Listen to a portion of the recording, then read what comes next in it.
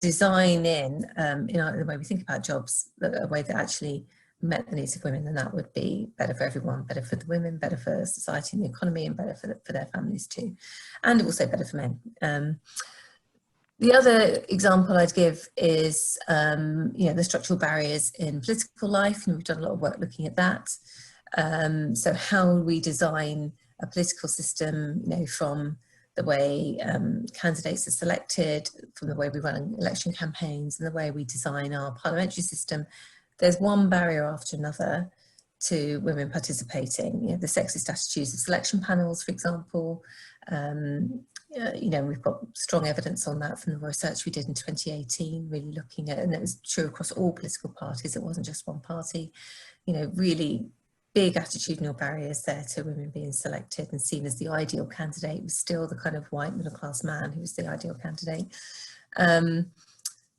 Chasing a seat, how difficult it is to travel around the country to chase a seat, and actually if you've got caring responsibilities, it's even more difficult. And so those barriers actively work against women.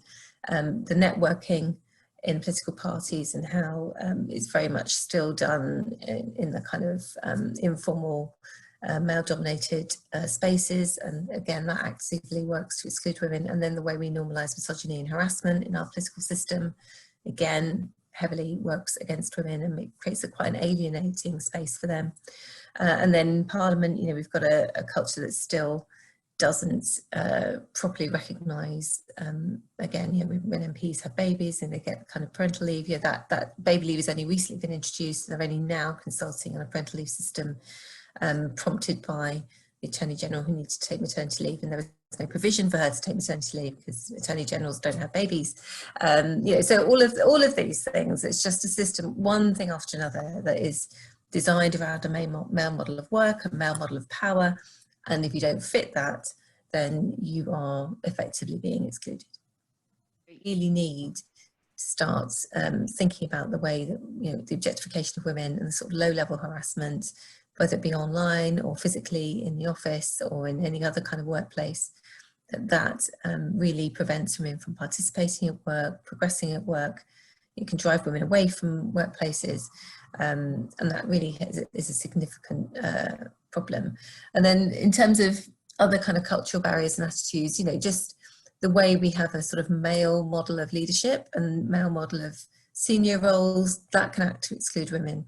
And so, women have to be repeatedly supported and sponsored and encouraged to go for some of those senior roles. And we have to model a different form of leadership. And so seeing women in the top of organisations and having active both male and female sponsors of women, having proportionate progression in the workplace, of the expectation that, you've got 40% at one level, you'll have 40% moving up to another level and so on. So we don't get that kind of tapering effect with very few women at the top. So, being really alive to sort of those kind of barriers, I think, is really important.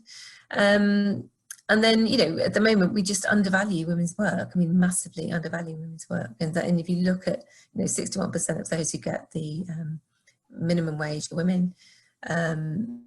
We've got a massive problem with low-paid part-time work, the precarious work that women do, and the lack of security in their contracts. Again, why are we seeing that so significant in the pandemic? Because they are the ones doing those jobs.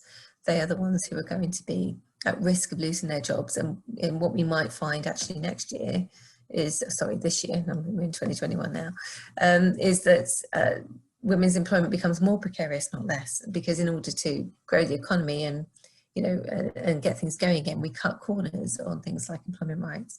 And we say to women, well, you can't ask for a pay rise because you're just lucky to have a job. So, we actually widen the gap. And that's why we're worried about the impact of COVID now. So all of these things, everything I've talked about, would be encompassed within CEDAW. That's why CEDAW is relevant, because it's so comprehensive and it's so relevant to every aspect of women's lives. So really, there is no good argument against it. It's obviously relevant and obviously central to, if we're really serious about achieving gender equality in the UK.